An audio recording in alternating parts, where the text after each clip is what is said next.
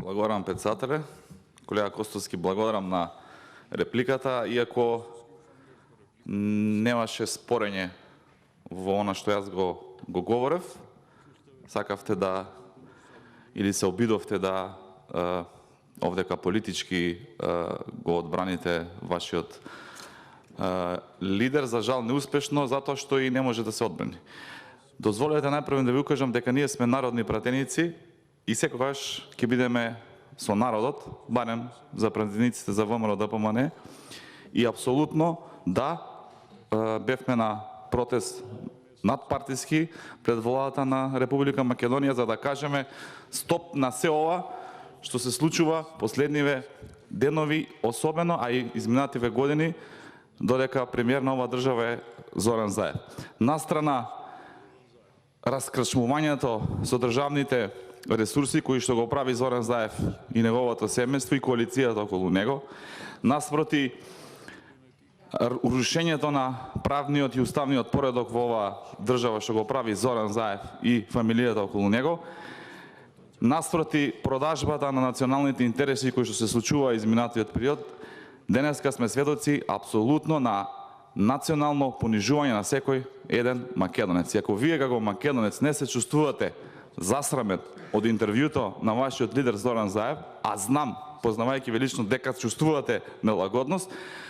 сметам дека и вие имате апсолутно право и демократско право, и како што ве повикав пред паузата да се приклучите сите на протестот, да дојдете на тој протест, народен протест, и да ги искажете овие ставови што тука ги искажувате. Ако се сметате дека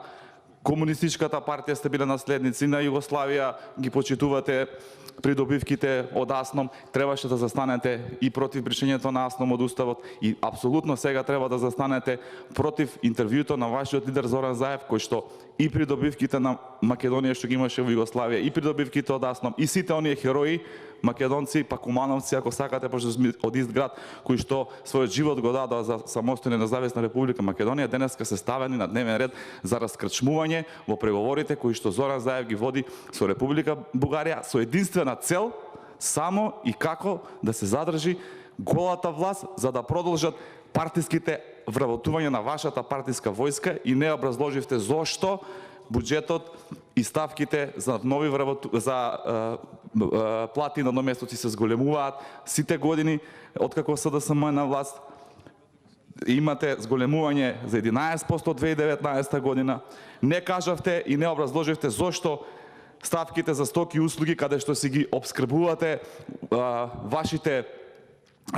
коалициони партнери и бизниси околу Зоран Заев и неговото семејство, се зголемуваат за 19,2% во однос на 2019, и тука се тие договорни услуги. Не кажавте зошто ги зголемувате привремените вработувања дупло гледано за претходната година. Не кажавте зошто и како ќе ги реализирате капиталните расходи кои што во континуитетот како СДСМ е на власт се на едно многу ниско ниво. Затоа, почитувам колега Костовски, доколку сакате демократска дебата, бујрум да збориме за фактите кои што ги спори опозицијата,